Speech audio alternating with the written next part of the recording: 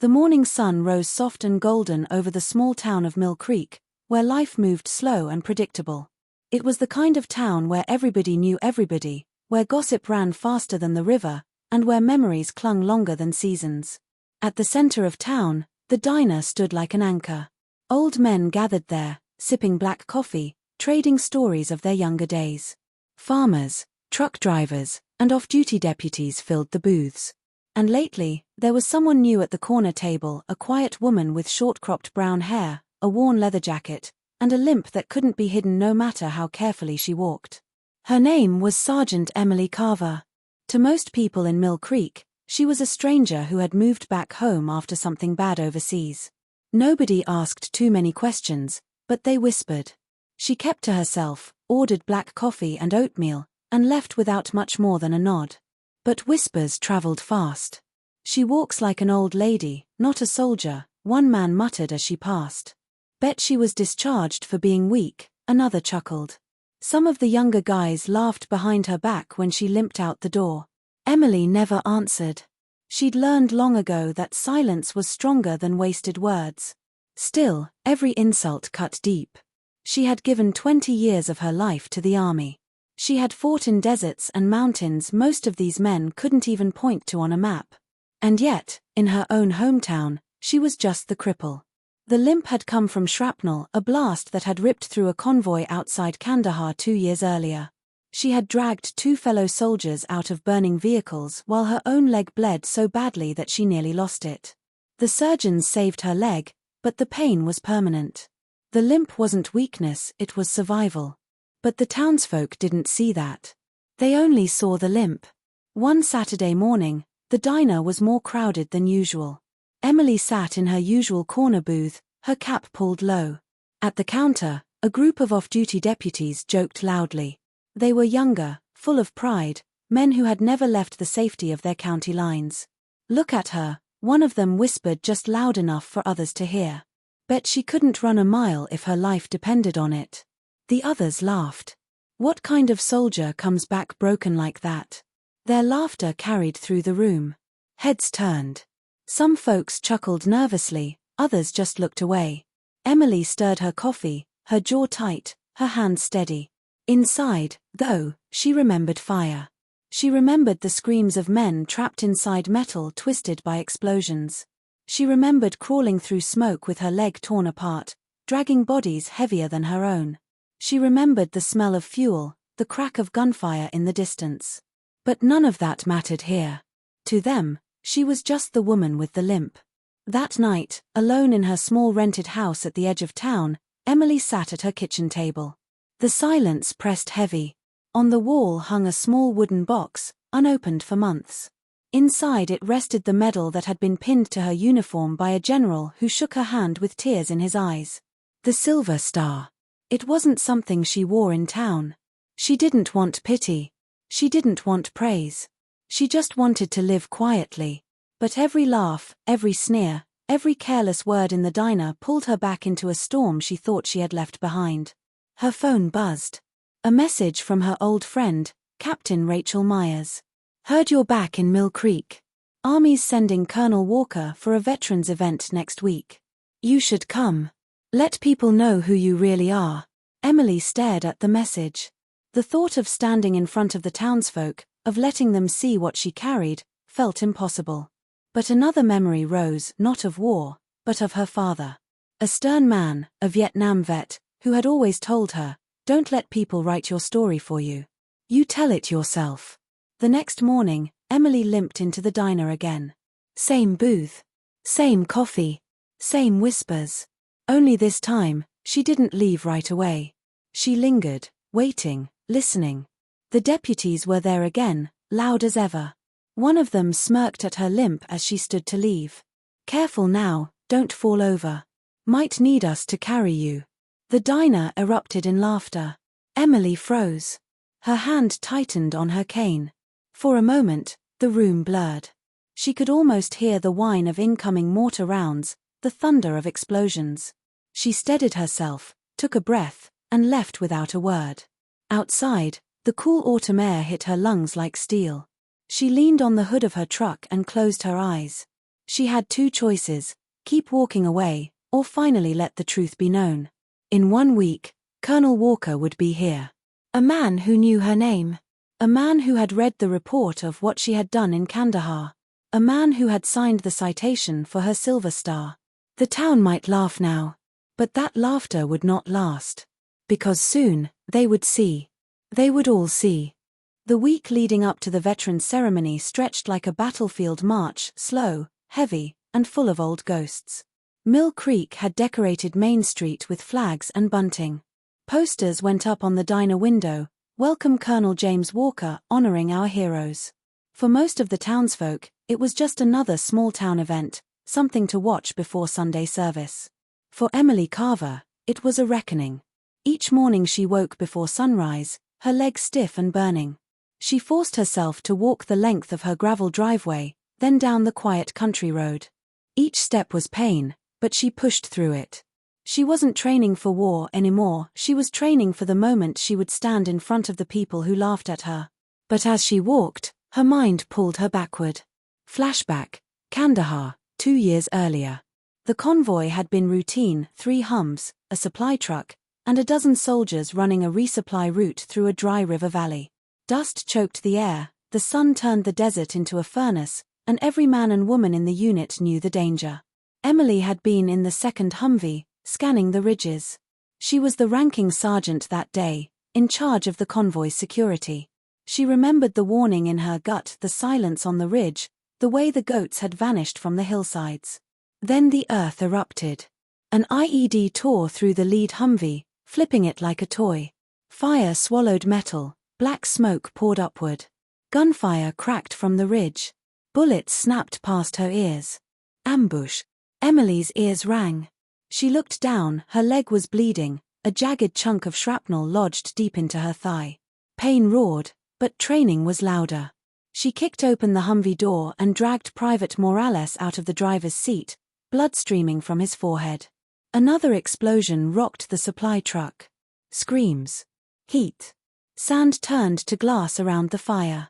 Through it all, Emily moved. Limping, crawling, pulling men from wreckage. Her hands burned on hot metal. Her own blood mixed with theirs. At one point she collapsed to her knees, nearly blind from smoke, but when she saw Corporal Jensen trapped under a twisted door, she pushed until her arms shook, freeing him. By the time reinforcements arrived, 3 soldiers were alive who should have been dead. Emily barely remembered the medevac helicopter, or the field hospital, or the hours of surgery. What stayed with her was the look on Morales' face when he realized she had carried him to safety while bleeding out herself. The limp had been born that day. And so had the silence. Back in Mill Creek, the whispers hadn't stopped. At the grocery store, Emily overheard 2 cashiers muttering about the broken soldier who spends her days alone. At church, some well-meaning neighbor put a hand on her shoulder and said, "At least you made it back alive. That's what matters." But what none of them knew was that every night she replayed the faces of the men she hadn't saved. The 2 who had died before she reached them. The ones she couldn't carry. The weight of those ghosts was heavier than her limp. On Thursday, 3 days before the ceremony, Emily returned to the diner. She wanted to test herself, to feel their laughter again and see if she could withstand it. This time, the deputies were in the back booth. The youngest of them, a cocky 25-year-old named Harris, leaned back in his chair and smirked as she passed. "Hey, Sarge," he called, his voice mocking. "How's that war limp treating you? Bet you can't even make it across the street without that cane." The room tensed. Some people chuckled nervously. Others lowered their eyes. Emily stopped. For the first time, she turned and looked directly at Harris. Her voice was low, steady. "I carried men across a battlefield with this leg." The diner went silent. Harris shifted, his smirk faltering. But then another deputy, older, meaner, broke the silence. "Yeah. And what did it get you? A busted leg and a seat in this diner like the rest of us. Should have stayed home in the first place." Laughter broke again. Emily didn't answer. She simply walked out.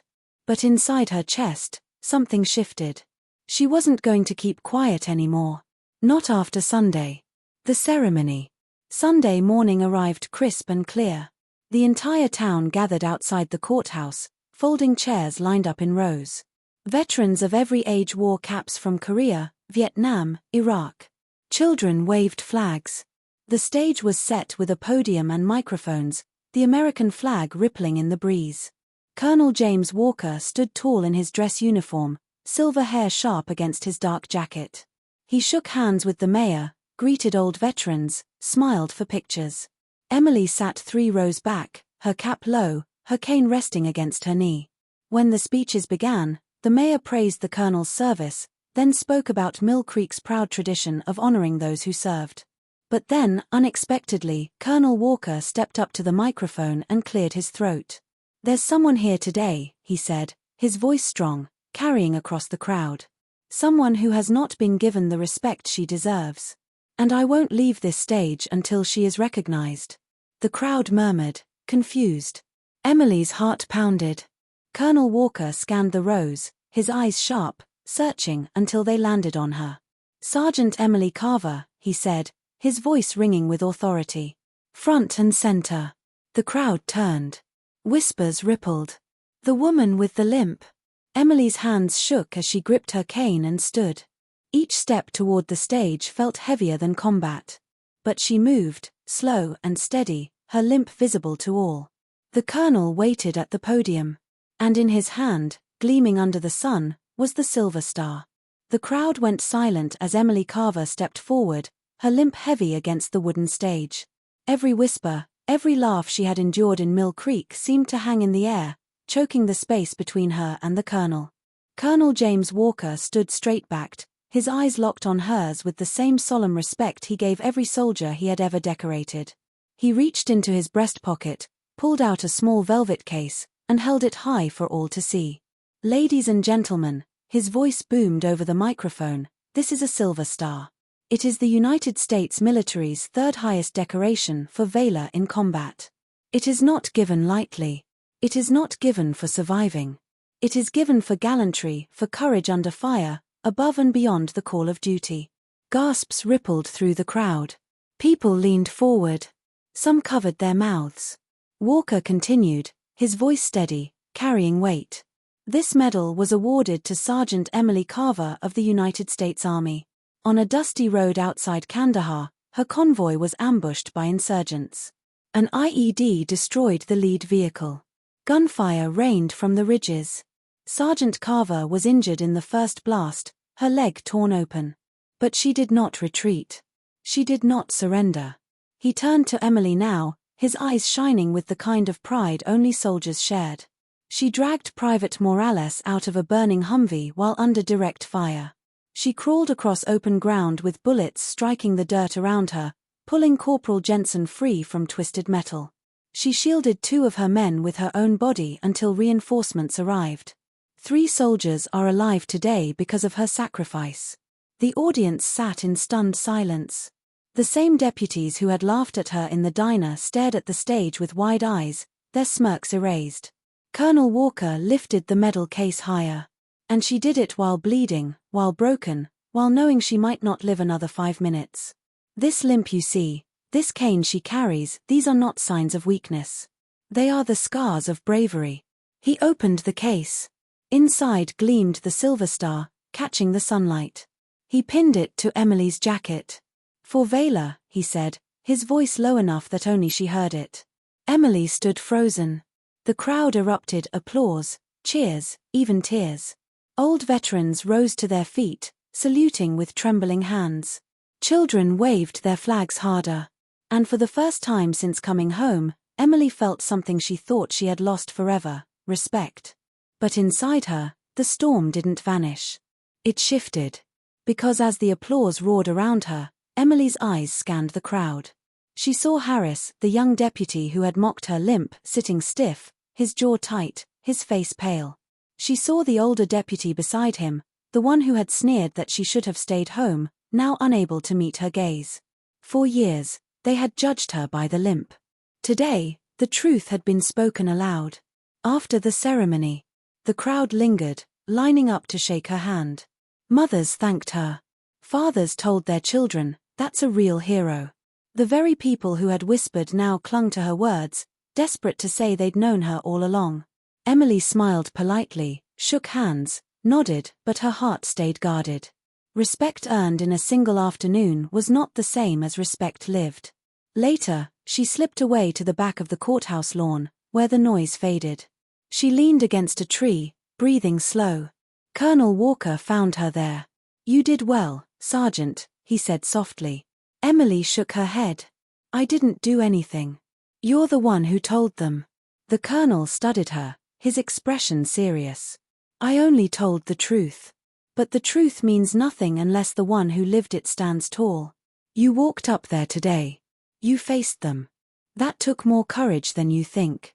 Emily's eyes burned, though she held back the tears. "They'll still laugh. Maybe not today. But tomorrow.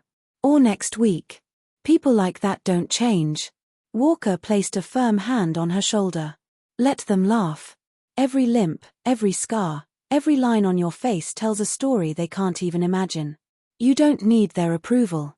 You've already earned something far greater. You've earned history." For a long moment, they stood in silence.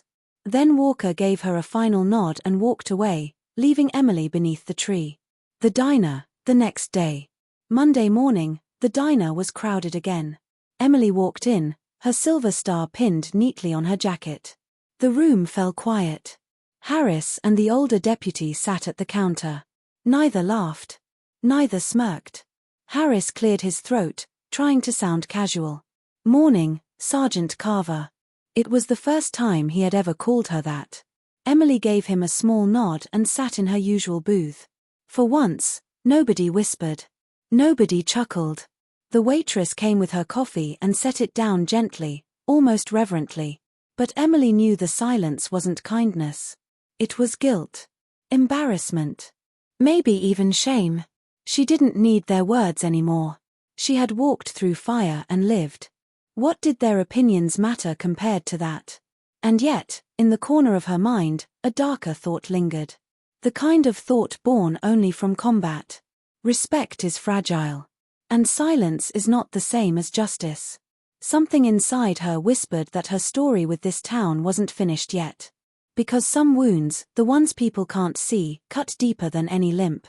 For a few days after the ceremony, Mill Creek changed. People nodded at Emily Carver on the street. Strangers thanked her for her service. Even the gossip in the diner died down to whispers about how they never knew what she'd done. But Emily had lived too long in the army to believe surface respect meant real change. In war, she'd learned to look past what people said and watch what they did. And what she saw in Mill Creek was simple. The same deputies who had mocked her still strutted through town, the same men laughed when they thought she wasn't listening. Respect in public didn't erase cruelty in private. The confrontation. It came one Friday night at the diner. The place was crowded, louder than usual. Emily sat in her corner booth, sipping coffee, reading the paper. The silver star gleamed faintly on her jacket, though she hadn't put it on for show, it was simply where it belonged now. At the counter, Harris and the older deputy sat again. Both had been quieter since the ceremony, but whiskey had loosened their tongues tonight. Their voices carried through the room. "I still don't get it," Harris muttered. So she pulled a couple guys out of a Humvee. "Big deal. Soldiers do that every day." The older deputy grunted. "Yeah, and look at her now. Limping around like some broken toy. Colonel or no colonel, she's still busted. I'd never let someone like that watch my back." The words stung through the diner. Heads turned. People shifted uncomfortably. Nobody laughed this time, but nobody spoke up either. Emily set down her coffee cup. Slowly, she pushed herself up, cane steady in her hand. She walked across the diner floor, each step deliberate, her limp echoing louder than the deputy's words. She stopped in front of Harris. The room was so quiet you could hear the ceiling fan creak. "You think I'm broken?" she asked, her voice low, steady, like the calm before a storm. Harris shifted in his seat. He tried to smirk, but it faltered under her gaze. "I didn't mean." "Yes, you did." Emily leaned closer, her eyes locked on his. "You meant every word. So I'll tell you something you don't know. That limp you laugh at. It came from shrapnel tearing through my leg. I kept fighting while blood filled my boots. I kept moving while my body screamed to stop. And I dragged men twice your size out of fire because I swore I'd never leave them behind. Her voice rose now, the kind of command tone that once cut through battle. You laugh at my limp. That limp is the reason 3 men are alive today. That limp is my badge of honor. And it's something you will never understand, because you've never given more than your pride for anyone in your life. The diner was frozen. The deputies' faces burned red. Harris opened his mouth but no words came. The older deputy looked down at the counter, ashamed. Emily straightened, her hand tight on her cane. She turned to the room, her voice carrying to every corner. Don't you dare measure a soldier by how straight they walk. Measure them by who they carried when no one else could. For a long moment, silence hung heavy. Then, slowly, one of the old Vietnam vets at the back rose to his feet. He brought his hand to his brow and saluted. Others followed, Korean War vets, Gulf War vets, Iraq vets. One by one, they stood and saluted. Even the waitress, tears streaking her face, whispered, "Thank you, Sergeant Carver." The deputies remained seated, red-faced and silent. Emily didn't wait for their apology. She didn't need it. She turned, limped back to her booth, and sat down, her heart pounding but steady. Epilogue. Word of what happened at the diner spread through Mill Creek faster than gossip ever had. People no longer laughed when Emily passed. They nodded, they greeted her with Sergeant, and sometimes, they even fell quiet in her presence. But for Emily, it wasn't about pride or reputation anymore. It was about truth. The limp would never leave her. The pain would never fade. But now, whenever she heard her cane strike the ground, she no longer felt shame. She felt the weight of men she had saved. She felt the echo of battlefields survived. And every step, though slow and heavy, carried her forward with the quiet dignity of someone who had walked through fire and come out unbroken. Because heroes do not always run. Sometimes, heroes limp.